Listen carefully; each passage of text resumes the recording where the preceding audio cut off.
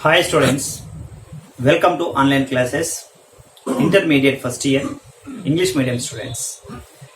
Dear students, we are discussing the first unit, that is introduction to economics lesson. So in the introduction of economic lessons, we discussed the few concepts, and today I am going to analyze the macroeconomics. What is macroeconomics? Means definition. And what is the scope of macroeconomics, and what is the importance of macroeconomics and limitations of macroeconomics are the discussing topic in this video. Let me analyze here. Observe carefully. Economics is divided into two types. Already I discussed in the previous videos. Economics, first one is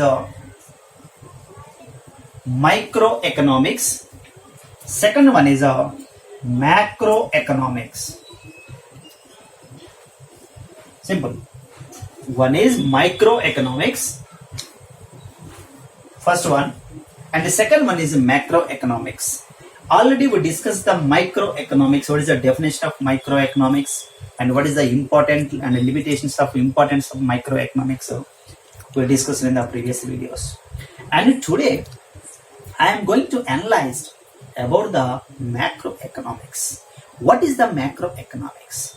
Means micro and macro both are the two parts of the economics. Two parts of the economics. Here, what is the macroeconomics? Macroeconomics is an English word. The macro is derived from Greek word makros. It is a Greek word makros. The makros means large. Large means the study about and all individual units are called the macroeconomics. The study about and all individual units is called macroeconomics. For example, here, let me explain. Suppose this is a total unit, whole unit. In the whole unit, how many few concepts are there? The single unit is called micro. The study about a single unit is called micro. But we are discussing the economy as a whole. We are discussing about the economy as a whole. No one is left. Okay, means so the study about the economy as a whole, all topics, all issues come under the macroeconomics. So that's why, suppose, just to example, this is a number of trees are there. For example, forest. When we discuss the single unit, the single tree is called micro. We are discussing only the single unit is called micro. The study about all individuals. The one tree is individual, another one is individual.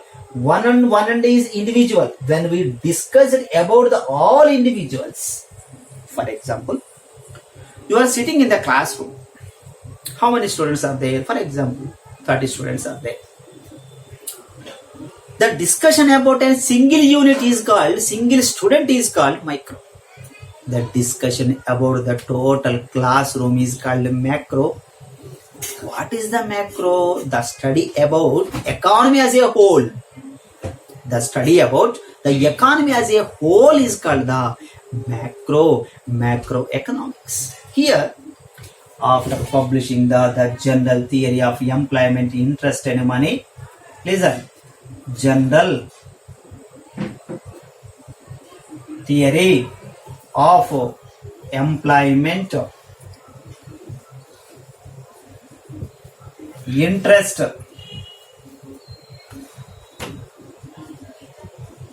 and money. The book was written by J.M. Keynes.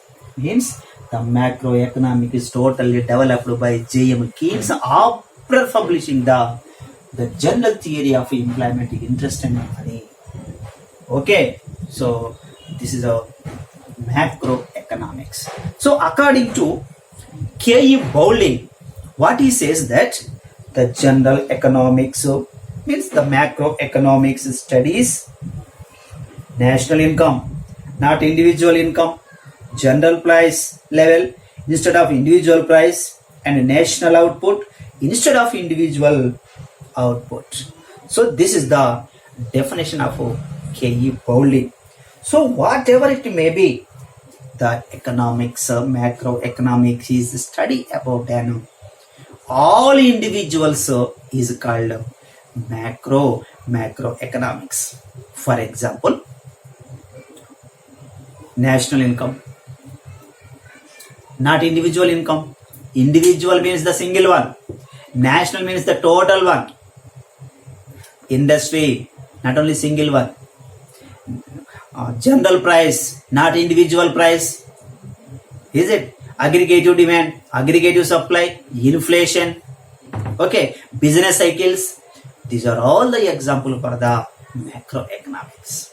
Means the macroeconomics is also income and employment theory. Simple. Macroeconomics is also known as income and employment theory. You know, the microeconomics is also known as price theory. The macroeconomics is also known as income and employment theory.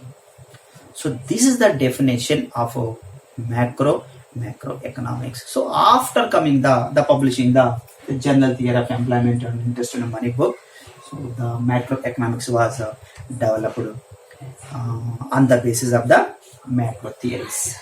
Here, let me say, what is the scope, sir? What is the scope of macroeconomics? See here, scope of macroeconomics.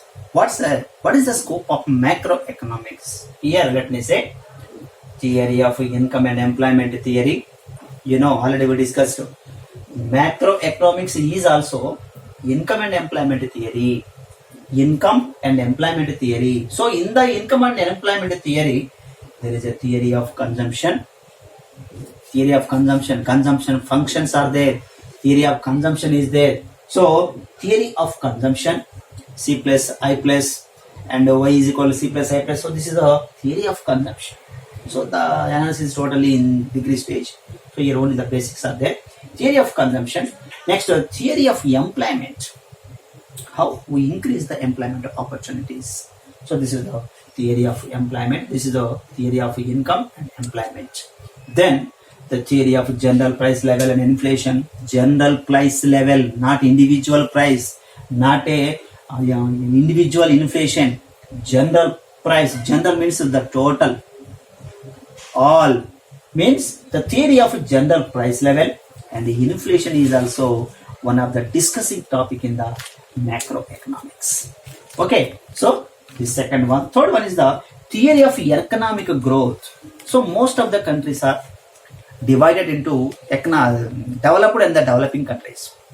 So what is the economic growth and what is the economic development? What is the differences in between economic growth and development? So what are the measures? What are the suggestions to be need to be developed countries for the economic growth, and what are the suggestions need to be for the economic development in developing countries? They are discussing in the macroeconomic concept. It is a theory of economic growth. Then theory of business cycle.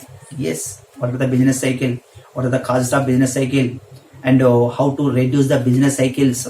So these are all the discussing topic in the macroeconomics. Means the business cycles are topic is come under the macroeconomics. Then the theory of a macro distribution.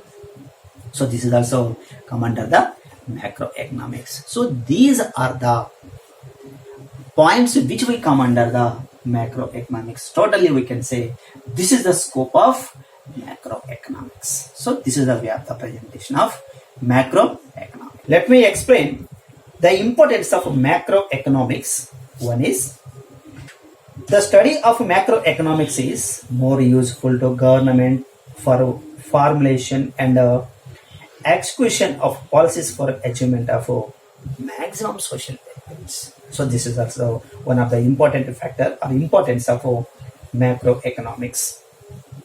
Then macroeconomics suggests how to develop the countries can use their resources maximum their growth. So how to utilize the natural resources? Then third point, the study of macroeconomics helps to understand the problem of unemployment and inflation, etc., and that suggest how to solve the problem. Solve them. Then it helps to evaluate. It helps to evaluate the overall functions of the economy in order to distribute national income among the different sections of the society. So this is also one of the importance of macroeconomics. Then the study of macroeconomics facilitates the national comparison by the examine the information on national income, consumption, the investment for the different countries. So this is the importance of macroeconomics. Dear students, so this is the way of the presentation of macroeconomics. And next video we will discuss the what is the differences in between micro and macroeconomics. Thank you.